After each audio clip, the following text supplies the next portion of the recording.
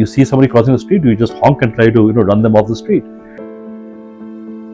If you are in any residential part of Gurugram and you're afraid that when your child is crossing the street, when your parents are crossing the street, when you're crossing the street, or your people who work with you are crossing the street, there's a danger.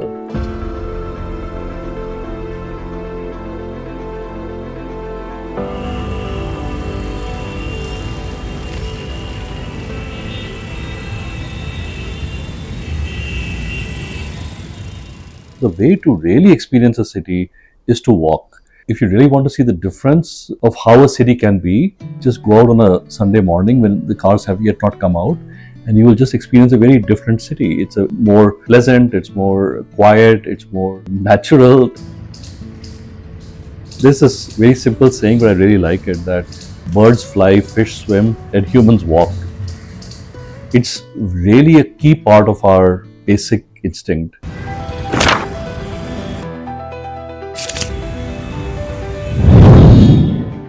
So when you have a city that's actually going to be dense and grow, and you need a city that's really based on public transport.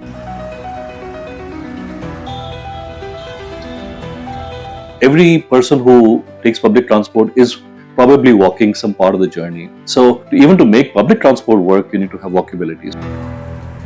Now, if you don't have space to walk, and sometimes it's not just the space to walk, it's that you're walking on the pavement and there's somebody honking the horn next to you, or you can walk on the pavement but you can't cross the road, or there's a car parked on the pavement. In so many ways, it's a hostile environment to walkers.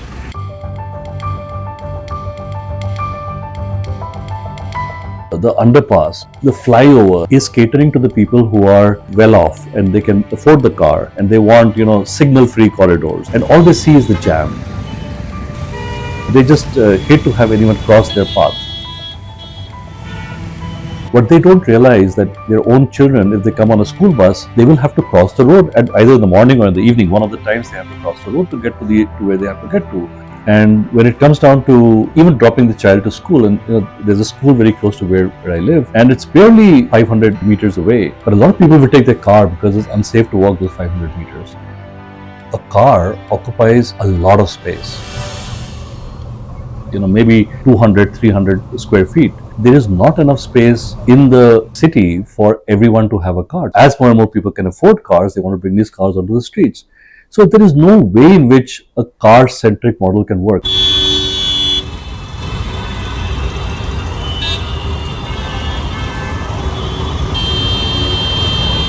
We say, people will cross the road anywhere, right?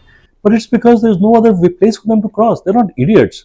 They are just being forced to cross wherever they are crossing, right? So I think that by and large, the responsibility of those who are designing those streets and building those streets, and they have to make sure that there's enough place to cross the streets and to walk across safely and conveniently, even if you're walking with a child or walking with an adult. Imagine someone with a wheelchair crossing a street in Gurugram. It's impossible. It's completely impossible. Buildings you say wheelchair accessible, etc. But what about the streets?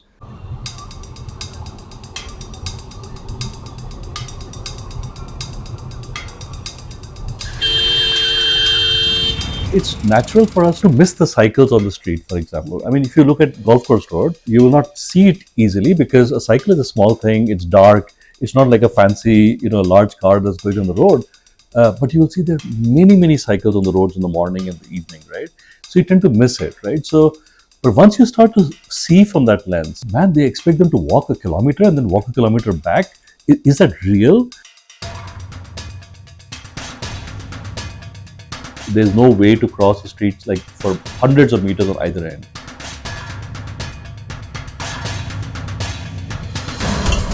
When you're building a highway, you have to think of someone who just wants to cross the street and how much is the feasible distance for them to walk before they have a safe crossing. I don't think it can be more than a couple of minutes, right? Because beyond that, you are really tempting them to run across the street or something like that. And that's both dangerous and you see all this ugly fencing which people put up to prevent people from crossing the street. It's ridiculous. On one hand, you have not allowed them a safe passage. On the other hand, you keep putting up higher and higher and higher fencing to not allow them a way to cross the street. I think that it starts with seeing, it starts with looking out and identifying these poor design choices and this class thing of ignoring the person who has to walk or cycling or taking public transport. And try to have a vision for being a country like Scandinavia or the UK or wherever, where even the Prime Minister will take public transport. So I think there's a huge amount of that we can do to make our cities more walkable and to really prioritize walking, cycling, public transport. We first tried to work with the government to demonstrate what that really means.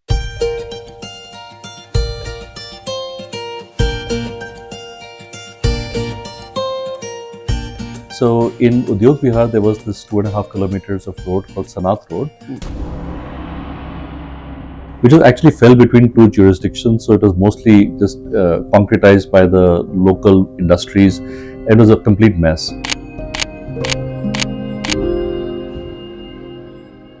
So we actually ended up working with GMDA and lots of other government agencies and partnering with Maruti Suzuki to actually build out that road on a model street basis.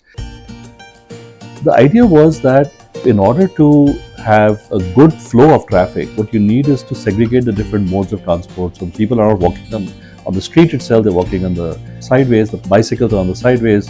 And so you just get the flow of traffic while still building a fantastic area. And I get goosebumps when I see a villager from the nearby Sarhal village. Sometimes they take the children out on a walk. So it's like a park with nice shady trees and so on. So we saved about 300 trees from being cut. We are planting another several hundred trees.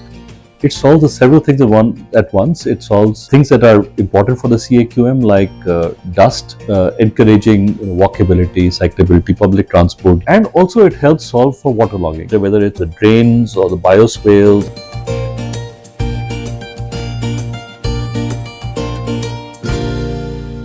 Key insight to Sanath Road is that you have to design the street meter by meter, not just as a cross section, but along the length, because if you design a street meter by meter, you can make sure that all the entrances and all the exits, they come out in a proper way. And there's some extra effort to put in at the beginning, but it can really yield a lot later for air quality, for energy sufficiency, for better health, because when you walk, you're always exercising yourself. For so many reasons, walkability is a very important aspect.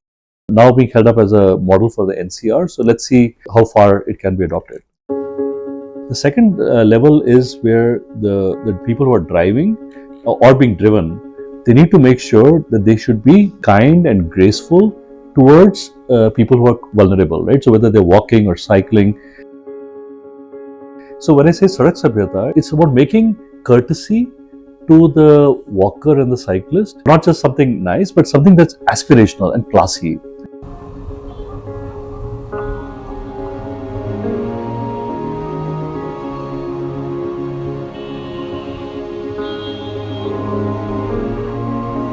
It takes a generation, but you have to just keep at it. And my only hope is that when I'm really old or when my children have their kids, they can actually walk safely in the city. And I think it's possible. I think we will get there.